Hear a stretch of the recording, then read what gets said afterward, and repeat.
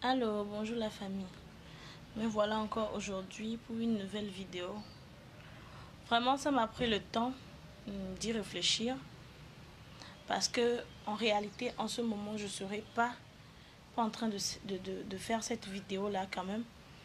Mais j'ai jugé bon parce que, comme on le dit souvent, né au C, yomu blewa au jago. Ou soit dans ma langue maternelle, on dit Seda roi, mlénéo. Celui qui a été averti ne sera jamais surpris par la guerre. Il y a quelque chose qui se passe aujourd'hui avec les réseaux sociaux. J'ai l'impression que nous avons oublié le rôle premier des réseaux sociaux. Nous avons oublié le rôle premier de Facebook, que ce soit Facebook, Twitter, Instagram et ce qui est encore plus viral, TikTok, et YouTube et j'en passe.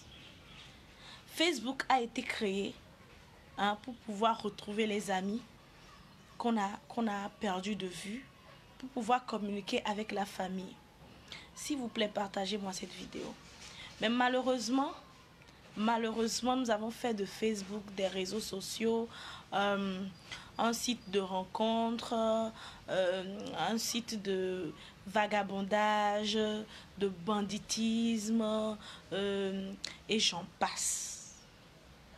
Franchement, et j'en passe. L'histoire que je m'en vais vous raconter aujourd'hui, c'est l'histoire de Fatoumata Bankoura, une Guinéenne qui a rencontré son meurtrier Stéphane, de nationalité ivoirienne sur Facebook, qui lui a promis le mariage. En effet, le gars s'est déplacé en Guinée avec une soi-disant parente.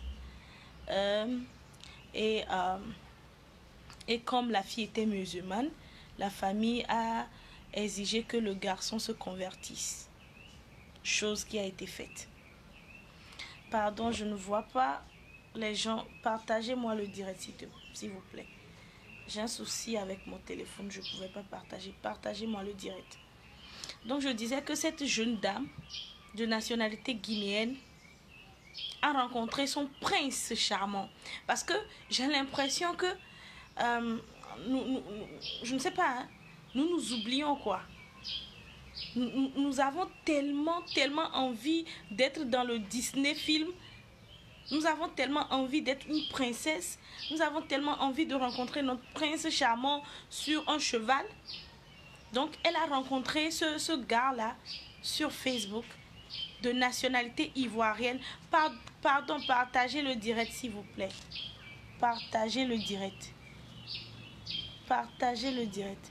Je vous en prie. Partagez le direct. Donc il a rencontré ce gars-là. Et ce gars, dans leur conversation, qui lui a promis le mariage. Donc elle a convaincu sa famille. Et le gars s'est déplacé sur la Guinée.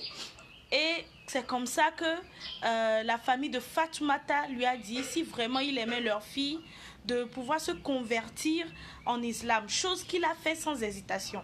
Il n'a même pas hésité. Et après, ils ont fixé une date et le mariage a eu lieu. Le mariage de Fatoumata et de Stéphane a eu lieu. Et c'est après, parce que dans la famille musulmane, quand la jeune fille se marie, la famille aussi prépare des présents pour pouvoir accompagner leur fille dans sa nouvelle vie, pour qu'elle ne souffre pas, pour qu'elle ne soit pas nécessiteuse. Donc la famille a voulu remettre le présent au couple et le gars a refusé. Il a dit non, qu'il n'a pas besoin de ça. Et quand c'est comme ça, il a ramené la fille en Côte d'Ivoire sans que la famille ne sache.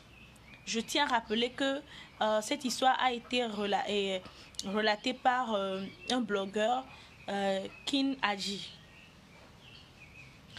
Et c'est comme ça, la famille, dans leur insouciance, dans leur innocence, sans qu'ils ne sachent, le gars a ramené la fille en Côte d'Ivoire. Entre-temps, il avait emprunté la robe du marié, la robe de la mariée. Parce qu'il ne l'avait pas payé. Donc, c'est à la boutiquière de l'appeler pour lui dire, monsieur, il me faut les sous. Selaï dit ne peut pas payer la robe de mariée pour une personne qui n'est plus.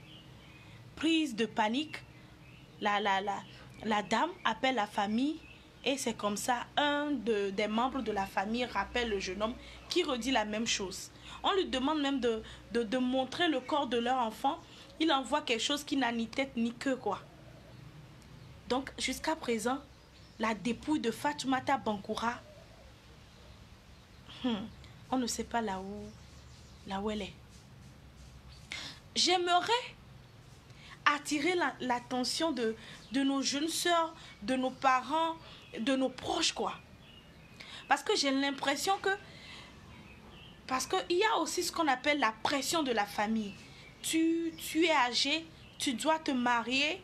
Pourquoi tu ne te maries pas? Non, ou soit aussi, il y a une mentalité africaine qui dit une jeune fille à l'âge de mariage qui ne se marie pas ou bien qui n'a pas pu trouver mari, c'est parce qu'elle se prostitue.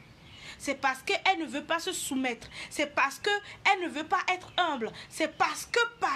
Ce qui pousse les jeunes filles aussi à embrasser, je pèse mes mots, le premier venu.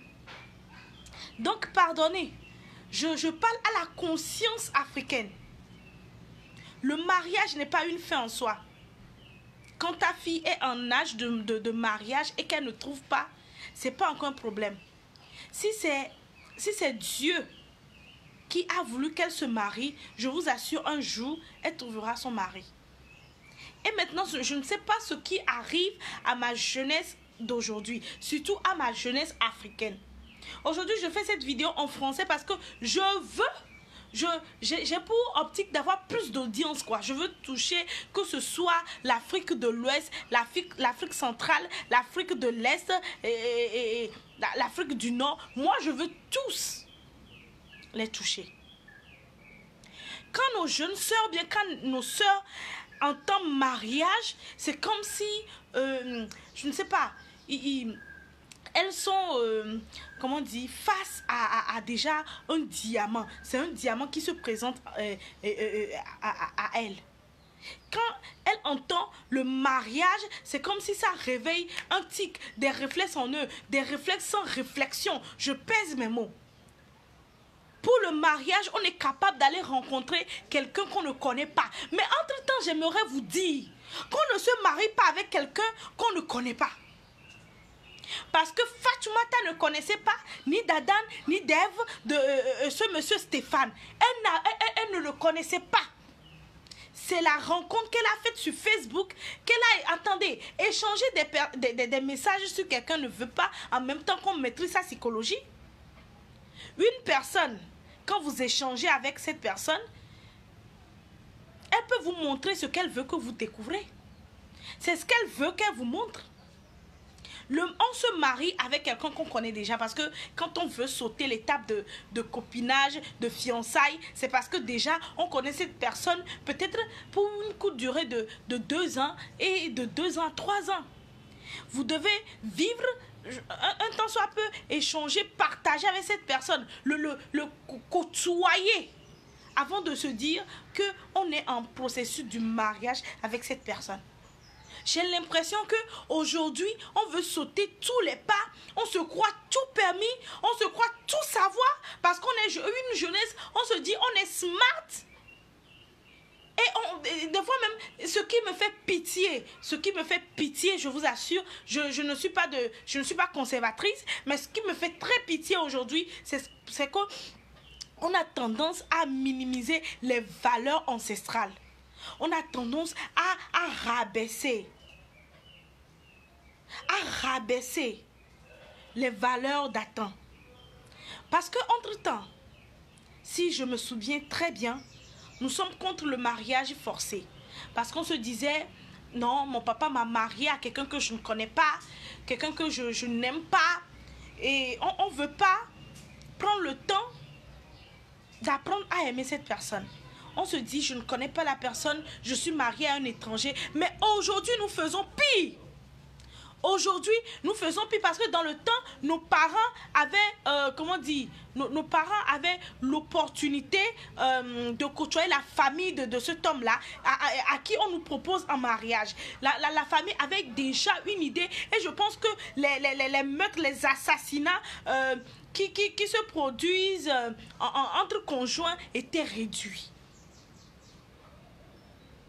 Mais aujourd'hui, on fait à notre manière, on fait, je ne sais pas, on se dit civilisé, et notre civilisation nous détruit. Qu'est-ce qui ne va pas? Qu'est-ce qui ne va pas? Et ce qui m'étonne encore plus, les gens qui ont créé les réseaux sociaux là, c'est pour un but donné, c'est pour travailler à distance, c'est pour créer une entreprise, c'est pour parler à leurs proches, c'est pour. Mais aujourd'hui, nous mettons le sexe, le cœur en avant. Les réseaux sociaux, vous allez voir même des dames mariées sur TikTok qui se dénudent, je ne sais pas, qui se dénudent pour attirer l'attention, pour avoir des vues. Mais qu'est-ce qui ne va pas? Des vues, pourquoi? Quel est votre objectif sur votre présence sur les réseaux sociaux? Pourquoi vous êtes présent sur les réseaux sociaux? Je vous envoie, je fais un appel de conscience.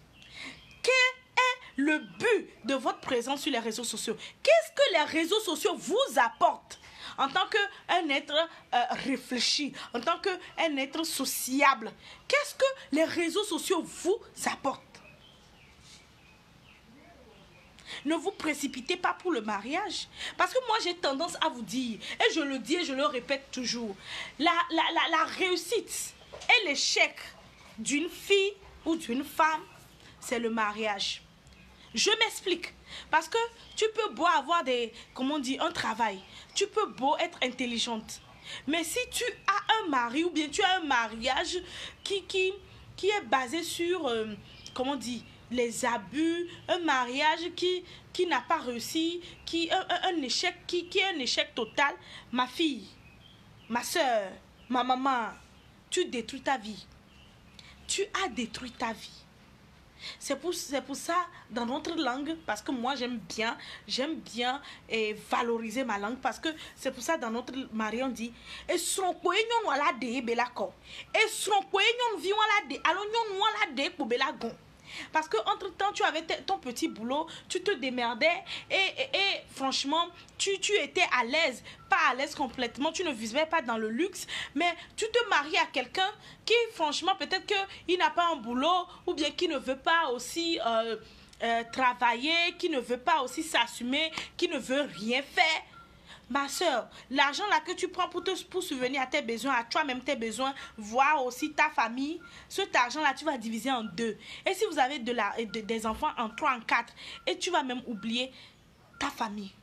Mais si tu es un homme, tu t'es marié et que ton homme, il travaille, il prend soin de toi, il connaît ta valeur, il te respecte en tant que femme, les gens vont te voir briller. Peut-être que vous n'avez rien à manger à la maison, hein. Mais vous joignez ensemble, vous vous mettez en équipe pour avoir des projets, pour mettre sur place quelque chose qui vous bénéficie. Et déjà psychologiquement, tu es bien. Et ce qui me fait mal encore, ce qui m'énerve encore, et je dis que les parents ont démissionné. Moi, je dis toujours, n'aime le fou là nos filles, qu'est-ce que nos fou? On l'a quoi? Moi, je dis souvent que les parents ont démissionné. Pourquoi? Il y a certaines mamans, il y a certains parents même qui vont chercher entre griffes des correspondants à leur fille. Je lui ai trouvé un correspondant. Ou soit qui vont même vous dire que ma fille a rencontré un blanc sur les réseaux sociaux et que le blanc, ou bien elle a rencontré un homme. Mais où va ce monde? En tant qu'Africains, qu'est-ce qui nous reste d'identité? Qu'est-ce qui nous reste d'identité? Qu'est-ce qui nous reste en tant que valeur, culture, morale? Et voilà nos sœurs qui perdent la vie comme ça, malheureusement. Nos sœurs qui perdent la vie comme ça. On ne rencontre pas son mari sur les réseaux sociaux. Parce que même celui qui tu penses connaître, celui avec qui tu as partagé beaucoup de choses, cette personne va te traîner. Et tu oublieras même que tu l'as une fois rencontré. Tu l'as une fois connu. On la va glober. Tu vas te dire que c'est cette personne qui me fait ça. C'est vraiment elle. Et prenons le cas où tu ne connais pas cette personne. Donc le mariage devient une chose anodine. Une chose facile. Des gâteaux, des petits pains qu'on distribue. Pardonnez. Les gens trouvaient leur mari, leur femme sur les réseaux sociaux, certes, mais c'est rare. C'est rare. Ne vivez pas dans les exceptions. Ne vivez pas en disant que je serai l'exception de la règle. Parce que la plupart des histoires qui me parviennent et qui nous parviennent sur les réseaux, quand deux personnes se rencontrent sur les réseaux sociaux, que ce soit sur les sites de rencontres, quand il n'y a pas un intermédiaire, vous vous rencontrez comme ça, vous ne vous connaissez pas. C'est toujours des films d'horreur. Toujours des films d'horreur.